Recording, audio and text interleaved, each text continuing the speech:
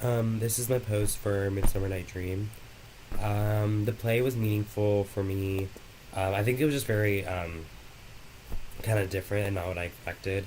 When I started reading it, I thought it was going to be a lot more predictable than it was, and it really wasn't like that at all. I think each of the characters had a lot more complexity to them, and I think that there was just generally a lot more that happened than I thought would happen. So I thought it was something that like you could relate to on certain levels, although a lot of it's kind of out of this world and a little crazy.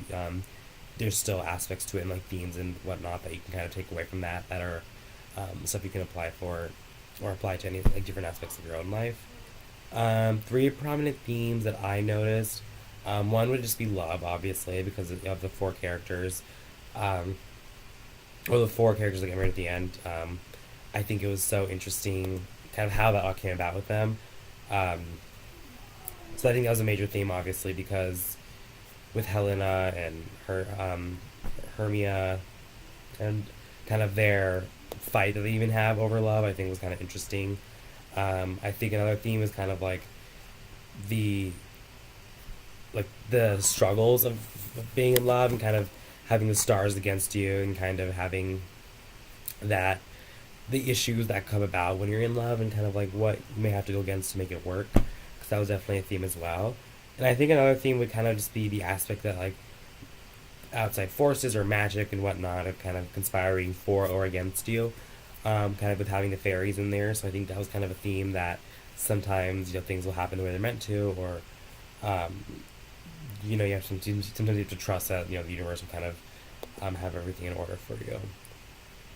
The role of theater and performance I think is really important in this play because I think the nature of this play is that it's so theatrical that I think when you're reading it you can still understand it, but like you know I think watching it live and kind of really seeing the different aspects going on at once and kind of having being able to visualize like what's going on and like what the characters are doing in a scene, like even if they're not talking, is really important because I think it adds a lot to the whole situation of the play.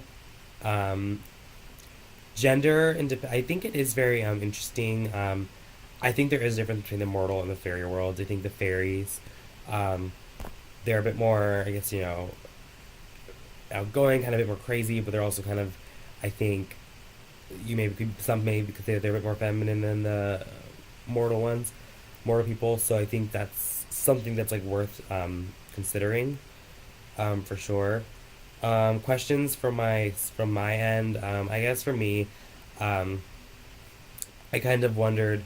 For me, it was kind of confusing that there were so many characters, and I kind of wondered if what the necessity of having some of the characters that really weren't as important in. And I guess my second question would be kind of what do you think?